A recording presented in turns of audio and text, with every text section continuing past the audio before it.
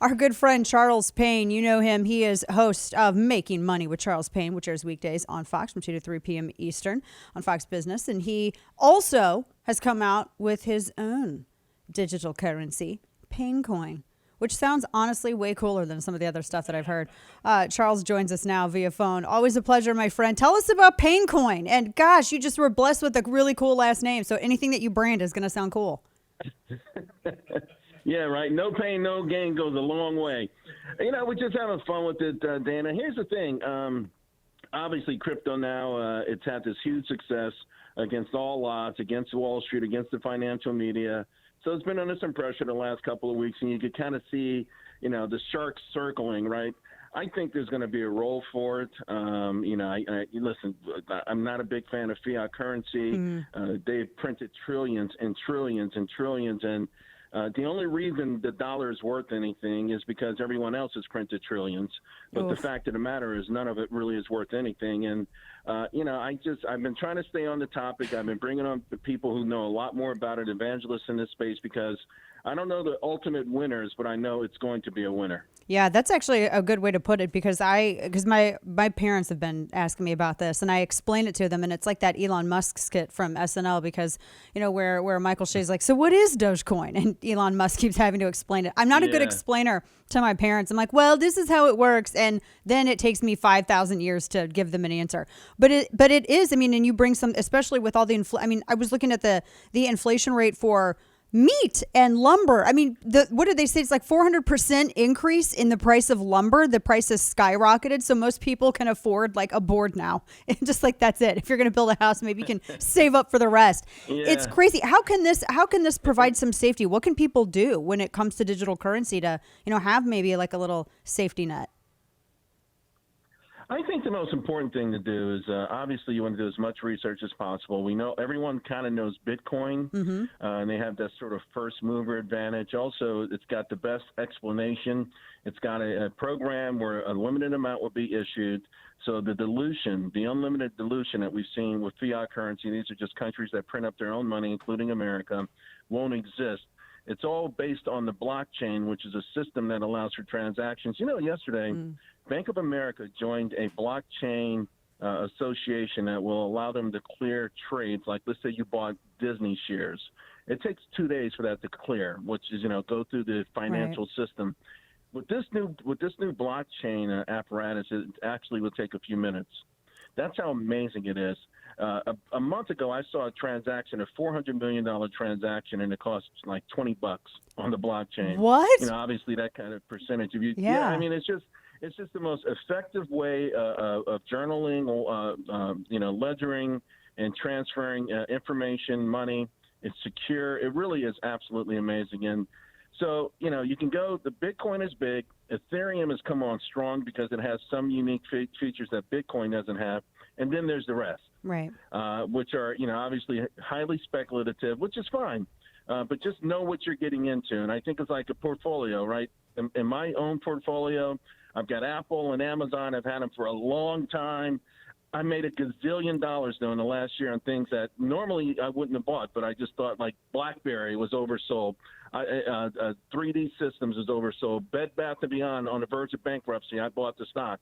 But that wasn't the majority of my portfolio, and I think that's how people need to think of it. You want to have exposure, right? Because you don't want to look up one day and Bitcoin is like 200,000 a coin, and you're like, golly, if I just would have threw 10, 20 grand in it. Yeah, no, that's a very, very good point. We're talking with my friend Charles Payne with Fox Business, Making Money with Charles Payne. So the way that because what I always hear from people, and I argue with myself on this. I'm like, well, what is digital currency based on? I really like the gold standard, but the dollar's not even really based on this anymore. I mean, it's like you're basically trading for one person's or one entity's made up monetary system for another kind of made up monetary system that at least right now has a little bit more legitimacy because they're just not printing trillions of it.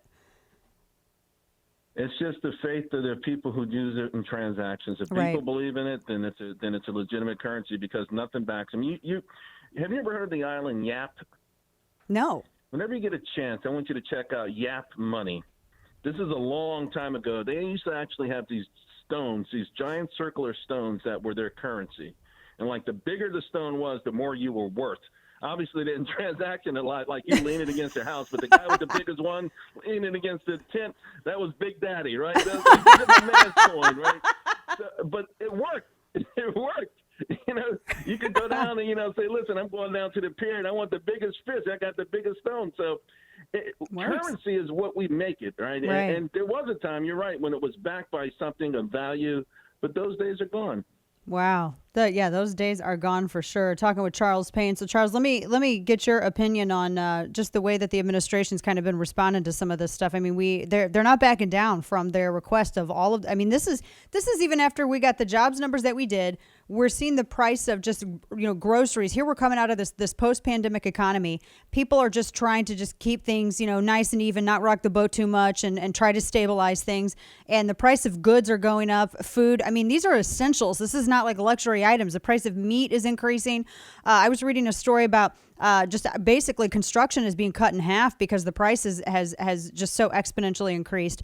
And yet we still have full speed forward from the admin. We're going to continue this route. We're going to keep spending.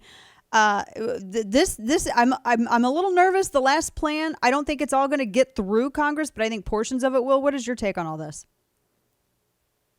Yeah, it's really heartbreaking in a major sense because, after the Great Recession, one thing Americans did was they cleaned up their own household balance sheets.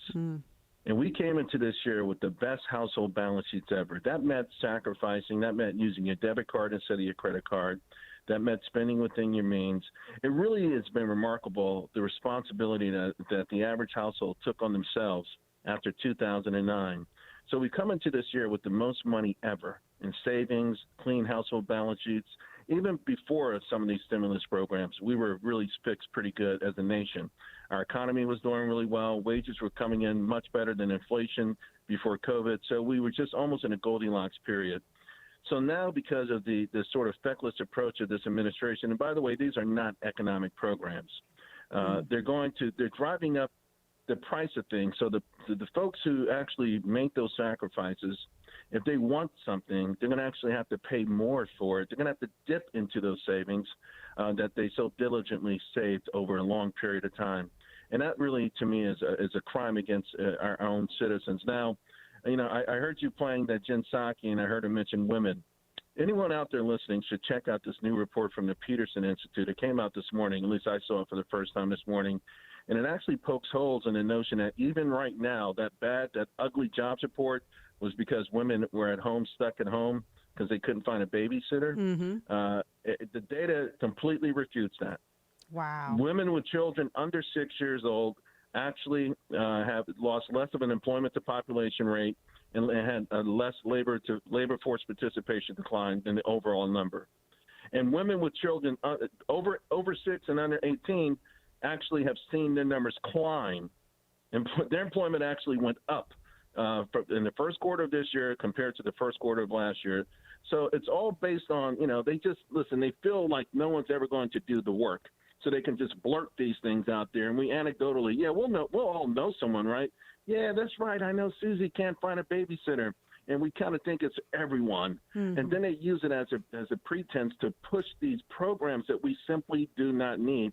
They are restructuring the great welfare society of the 1970s that was so destructive to human beings that it makes me want to cry. It makes me want to scream that they want to bring that back. They want to encourage young girls, young ladies to have children. The more you have, the more money you make, that kind of thing. Throw away your own dreams. Bring in children who might get locked in a life cycle of poverty and welfare, but they've seized you. They've got you. So all of these innate gifts you're born with, you never get a chance to cultivate them. You never get a chance to really dream. It's an ugly place. We were there before as a nation. We do not want to go back. Wow. Yeah. I mean, this has been something else to witness just in the past several years with the movement towards this. Charles Payne, Fox Business. Thank you so much for your time, as always, and your expertise on these issues, Charles. We really enjoy it. Have a great show today. God bless you. Thank you. See you.